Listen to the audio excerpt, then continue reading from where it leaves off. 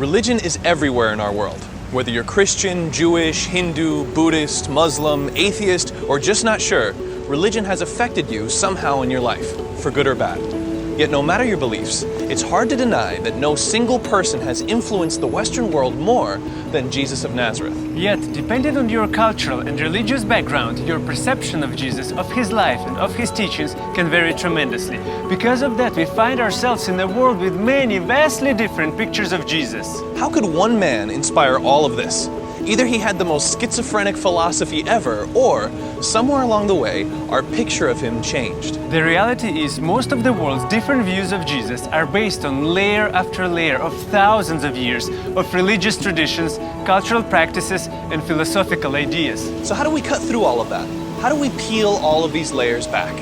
Undeniably, the earliest, most comprehensive texts on the life of Jesus of Nazareth are the Gospels. And whether you believe their claims or not, these 4 texts, more than anything else, provide the clearest, most cohesive picture of this most influential figure. But in order to understand anything, we need to understand its context. And looking at the Gospels, these are first century documents that describe the life of a first century Jew living in first century Palestine. So if we truly want to understand them, we need to go back 2,000 years, back to where it all happened. And when we do that, we get a dramatically different picture of who Jesus really was. But how does that affect us here, now, in the 21st century? How could the words of a first century peasant possibly have anything relevant to say about our lives today? Yet, the startling thing is, according to the Gospels, this first century peasant Jew made a revolutionary claim that he came to change everything. And what's truly remarkable about him is that unlike any other major religious leader, he didn't place a creed or a philosophy or sacred scriptures as the source of truth. He made himself, his actual personhood, the center of all truth. So that leaves us with only one question. Who was this man?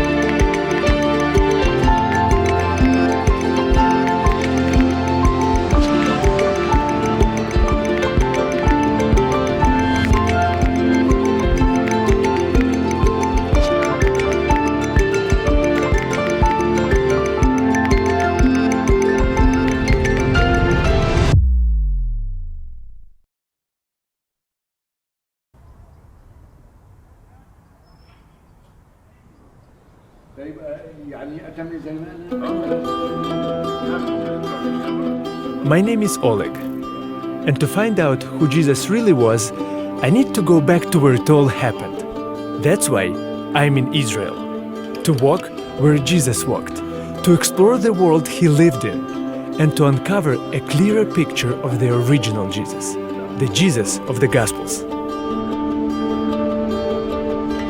I'm Sergio, and I'm in New York City to see if these ancient words from this ancient man have anything relevant to say about our lives today. What would his teachings look like in a 21st century context? Do they still matter? If there's any place that can answer that, it's here. My favorite city in the world, New York.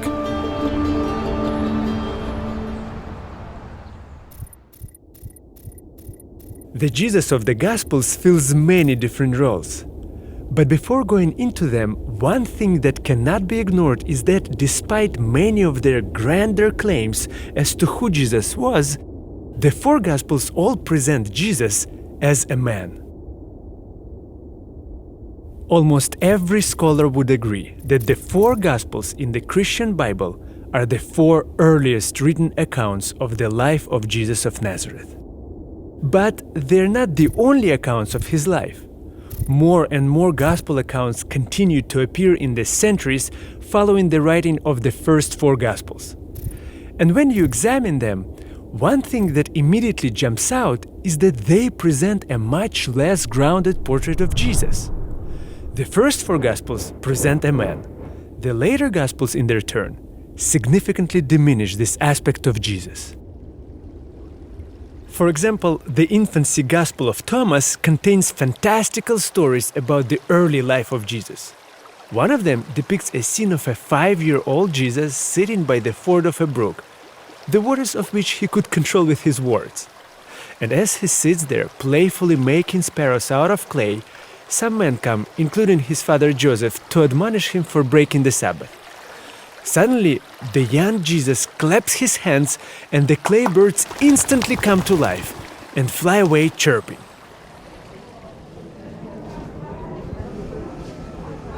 So, through these later Gospels, we see that there were those who sought to present a picture of Jesus as purely God, purely a fantastical worker of wonders, someone who lacked any genuine humanity. And it seems like a lot of us still do that today. I know that in my case, for the longest time, I used to view Jesus not really as a man, but more like God in man's clothing. He was a supernatural being from a far-off place that only pretended at humanity. As a comic book-loving kid, I used to think of him a lot like Superman. You see, Superman is unique among superheroes in that his human alter ego, Clark Kent, is not really who he is. He's actually Kal-El, born on the planet Krypton, sent to Earth by his father. As Clark Kent, he's not really human, he's just pretending to be, to fit in. That's how I used to view Jesus, and I think a lot of us still do. Purely as God, with no genuine humanity.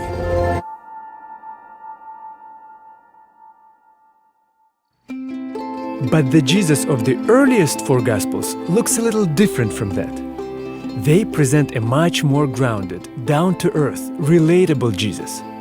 According to the Gospel of Luke, Jesus didn't begin teaching or preaching until he was 30 years old.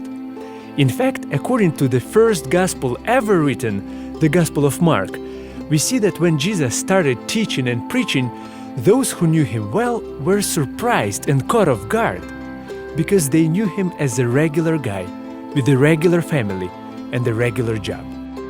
Isn't this the carpenter? Isn't this Mary's son and the brother of James, Joseph, Judas, and Simon? Aren't his sisters here with us? So, rather than present a picture of a lofty, untouchable religious icon, this earliest gospel shows a regular man with a family. He was someone's son, someone's brother.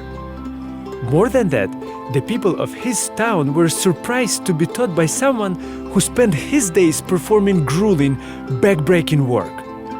You see, most English Bibles use the word carpenter to describe Jesus' profession.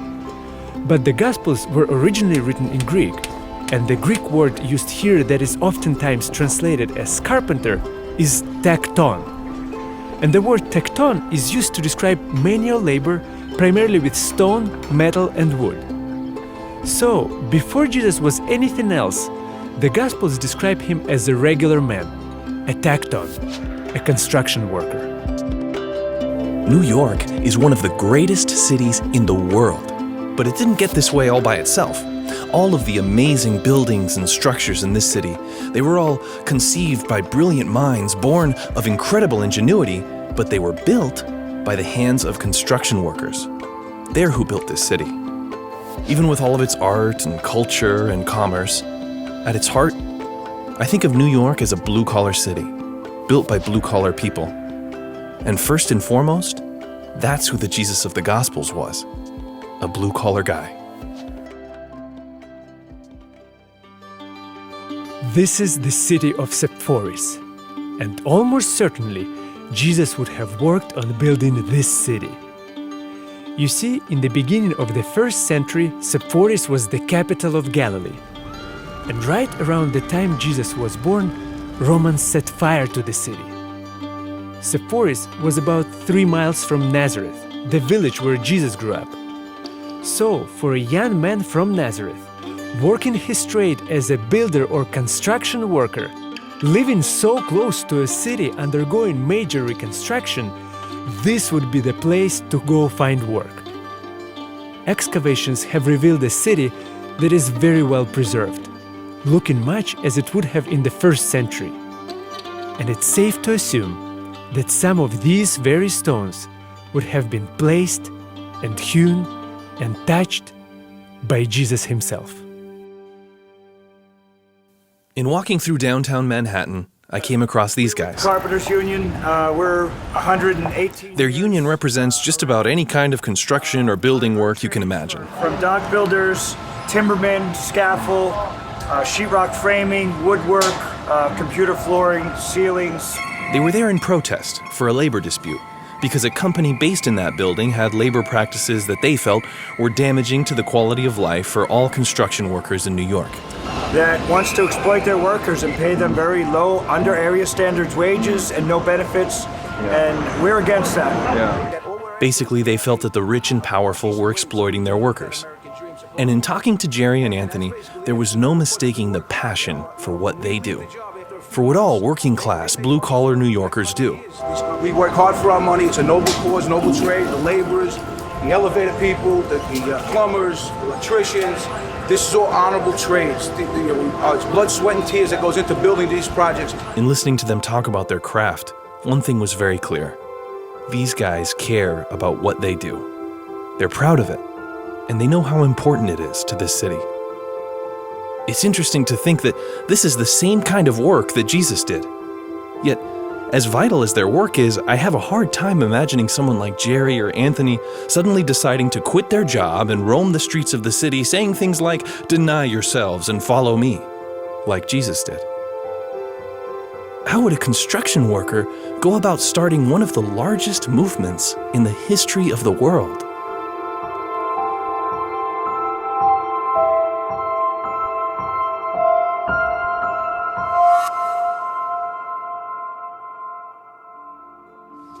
So, in this earliest written gospel, we see a Jesus that is rejected in his hometown, because up until this point in his life, he had seemingly done nothing to make those who grew up with him think that he was anything other than a regular guy, a builder. Yet what this regular builder aspired to do is unbelievable, to rebuild the whole world.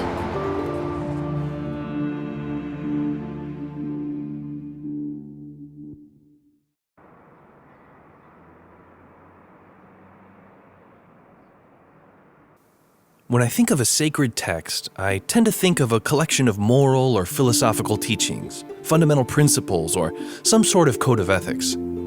The Gospels, on the other hand, present something totally different. Yes, the Gospels contain teachings and principles for living, but they're all provided within the framework of a narrative. They're a story about one man. For the Gospel writers, everything hinges on their hero. The first gospel ever written, the Gospel of Mark, begins with the words, "The beginning of the good news of Jesus." The whole thing is about him. He is the hero of this story. Then the Gospels go on to describe a man who does incredible, seemingly impossible things. Yet what's fascinating is they present this person who performs miraculous acts as a very grounded, relatable human being. I think that's a core concept behind the Gospels. Rather than simply listing Jesus' teachings, each gospel writer felt it important to instead make him their central, heroic figure. Jesus is not a dry dispenser of maxims and codes of conduct. He's someone we're meant to connect with, a dynamic hero with a story. When I was a kid, the word hero brought one thing to mind: comics. I absolutely loved comics. Every week, I'd head to the comic book store to read about what my favorite superheroes were up to next. So even though it's been a while, I can think of no better place to explore what a hero's all about than a comic book store. This is New York's biggest comic book store, Midtown Comics. Actually, one of the largest in the United States. While I was there, I had a chance to speak with this guy, Andrew Cohen, their marketing and events coordinator. Andrew told me about what a staple Midtown Comics is for comic book lovers in the city. Since then, we've grown to be one of the biggest comic book retailers in the country. We get thousands of people in here every week, pick up their comics, pick up their new favorites, follow their favorite characters. So We went over the state of the comic books industry, how something that started off with a few loyal readers exploded into a huge part of popular culture. Since then, it's grown exponentially. Anyone can come in here, pick up a comic book. You can see kids of any age. You can see, grown adults. You can see businessmen. You can see a whole wide range of people who come in here, pick up their favorite comics. So it's definitely a bigger, much more eclectic group of people now that come in to buy their books.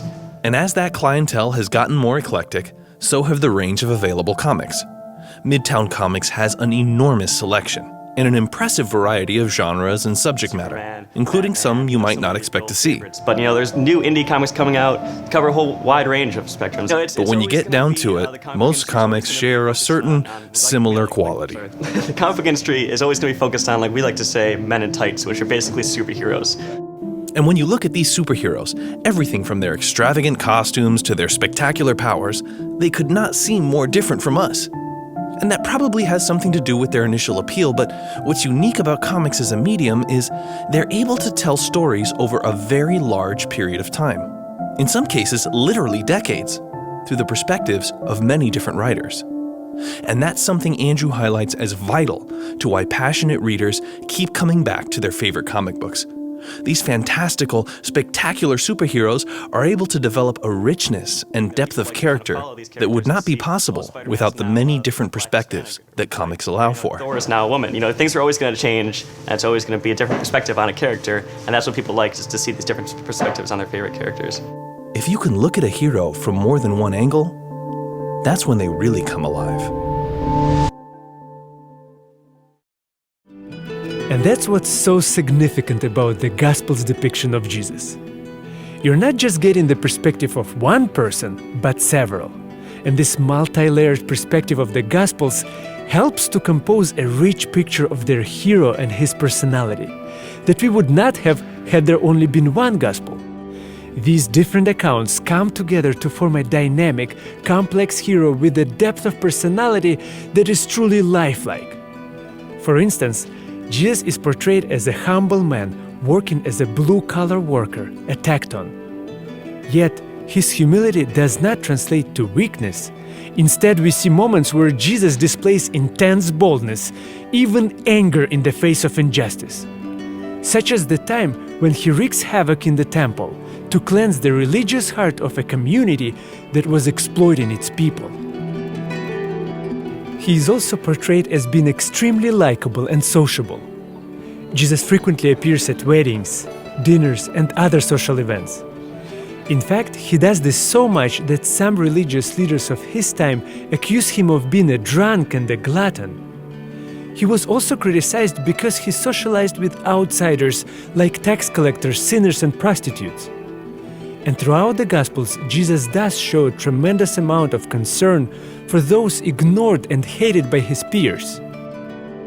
He agrees to help a centurion, a soldier of the empire that is subjugating his people and occupying their land. He feeds the poor, heals the sick, and empowers the oppressed. Yet, he also has moments that approach melancholy. There are times in which he retreats from everyone, including his closest friends, to go, be alone on a mountain, and spend quiet moments in prayer and reflection. In talking to Andrew about what it is that draws him and others to comic books, an interesting theme came up: relatability. Whether it was talking about the diversity of available comic books, So really anybody, you can relate to any kind of comic book hero out there. I do like any other. or asking him what his favorite superhero was, Anyone I can relate to is a comic book I'm going to like. this idea of the relatability of comic book heroes kept coming up. And according to Andrew, it's crucial to understanding their appeal. People like to relate to superheroes. It's something that, you like to put yourself in the shoes of, Spider-Man or Batman. You'd like to try to be that person yourself. So, the closest thing you can do is just read the comic and, try to put yourself in that perspective. So I think people like to relate, the best they can to, Peter Parker or Bruce Wayne. So it's the kind of aspect of, relating to this person who's kind of like you, but can have these powers that you can't have. So you kind of like to have someone that you can read about with those powers. But there's perhaps more to it than just a power fantasy, as Andrew pointed out when we were talking about one of our favorite superheroes. Spider-Man. What's important about that character is, he has that motto throughout the whole series: is with great power comes great responsibility. He wants to use these powers to, instead of doing evil, he wants to use them to help people. So I think that's something that really relates to people, is this responsibility you have with these heavy weights on your shoulder, and it's something that I really like about Spider-Man. I think other people like about him too. We may not know what it's like to fly or have super strength, but we connect to these heroes through relatable experiences. We've all felt pressure, responsibility, and the burden of heavy weights on our shoulders. Throughout the Gospels, we find many moments in which Jesus is challenged by the burdens of the world, ones that many of us can relate to. For instance, he experiences the loss of loved ones. When he hears of his cousin John's death, he withdraws to a solitary place to mourn. When his close friend Lazarus dies, Jesus weeps and is deeply moved to the point where people say, "Look how he loved him." Later, Jesus is abandoned and neglected by those closest to him as he faces the most pivotal moment of his life. In that same moment, feeling all alone, Jesus feels the weight of the world on his shoulders. He's overcome with overwhelming fear and doubt, to the point where, as one gospel writer puts it, his sweat was like drops of blood falling to the ground. But ultimately, heroically, Jesus gets up, faces his attackers, and moves forward with his mission.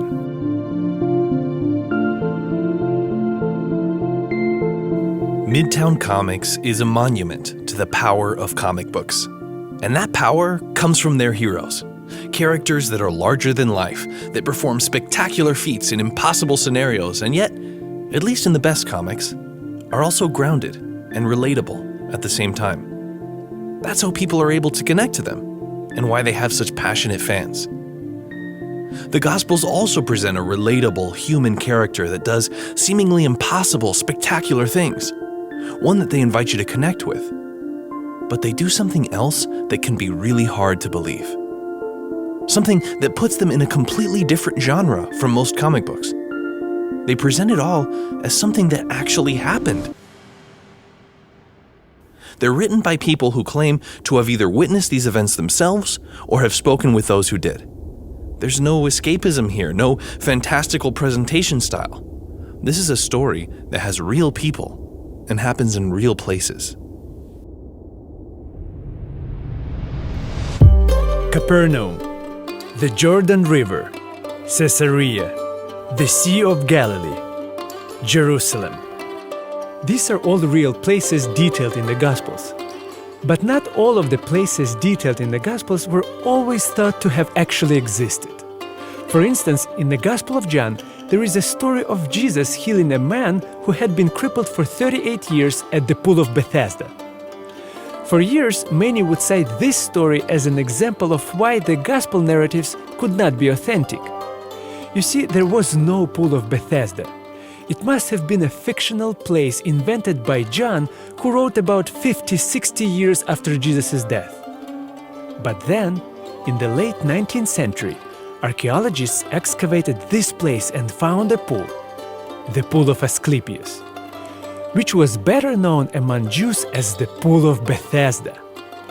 It's almost impossible to see now, but if we were to remove what's been built on top, we would see a pool with 5 porticos, exactly as described by John in his Gospel. The Greek word for gospel means good news, and that's how the Gospels are presented, as something that actually happened in actual places, and interestingly, in front of real eyewitnesses.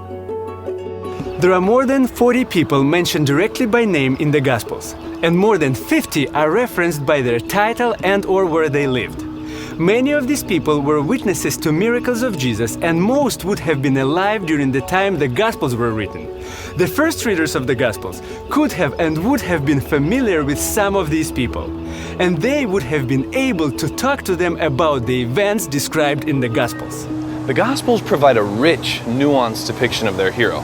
But unlike the superheroes of a comic book, they present him as real, as someone who actually existed and walked among us.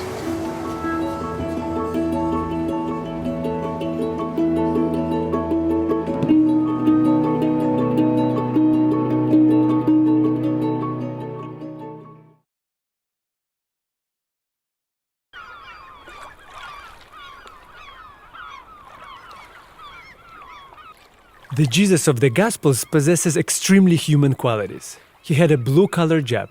He was likable, relatable, vulnerable at times, and he enjoyed spending time with social outcasts. But they simultaneously present him as someone who performed miraculous acts. For many of us, that's a problematic quality of the Gospel's presentation of Jesus.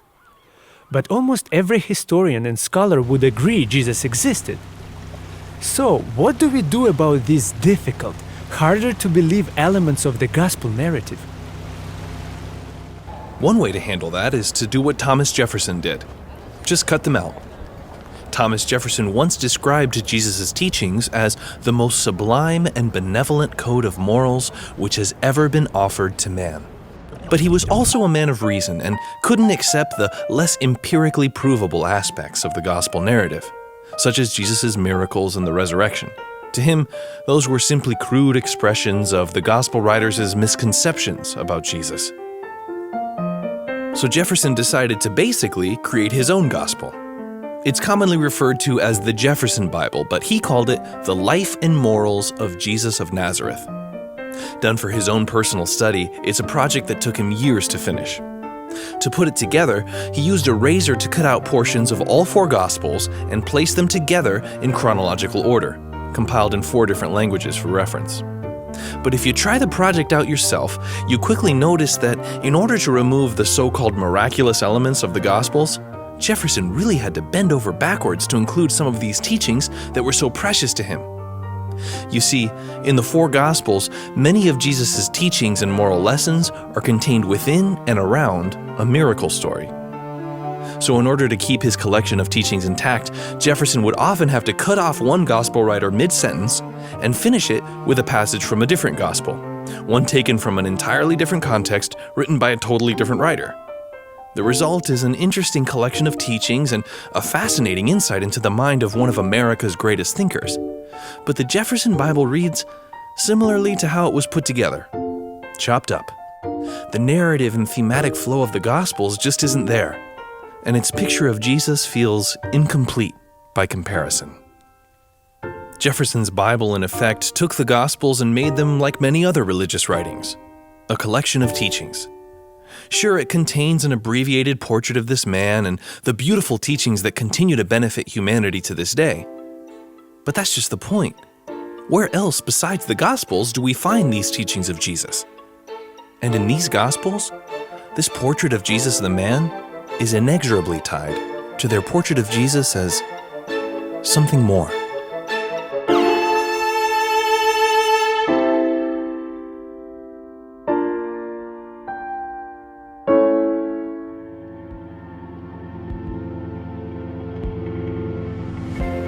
In the Gospels, there is no denying that Jesus performs acts that are hard for many of us to believe.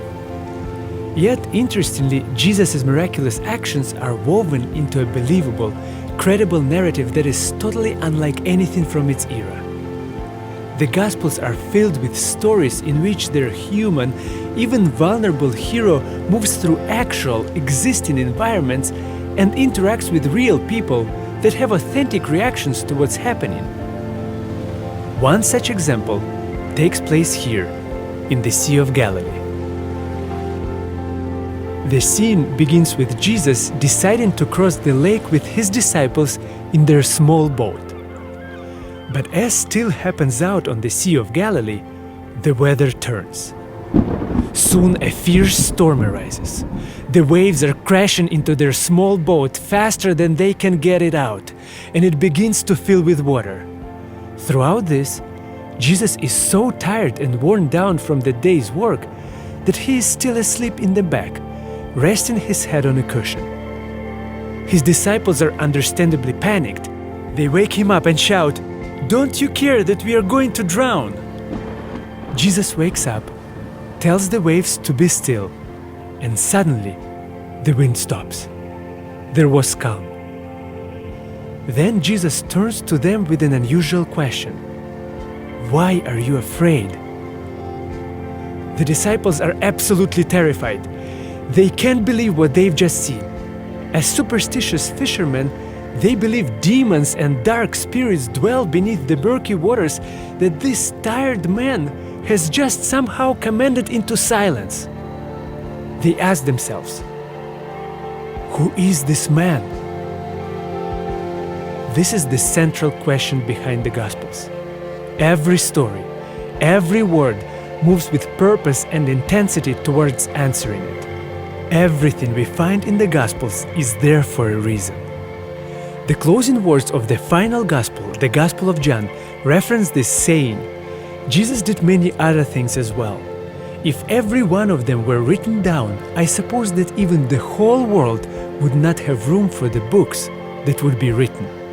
The Gospel writers weren't interested in just writing down teachings or a code of ethics. They also weren't interested in simply recording a history of what happened in first century Palestine. Instead, they told a story of a man, a humble, blue-collar, complex, likable, oftentimes astonishing, real man. Because to them, he was so much more than that. He was the key to life itself.